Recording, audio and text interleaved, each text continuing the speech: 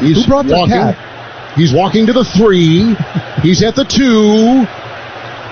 And the cat is in the CDW red zone. CDW, people who get it now, a policeman, a state trooper has come on the field, and the cat runs into the end zone. That is a touchdown. And the cat is elusive, kind of like Barkley and Elliott. But he didn't know where to go. Look they're trying to corner him, and they got him in the end zone.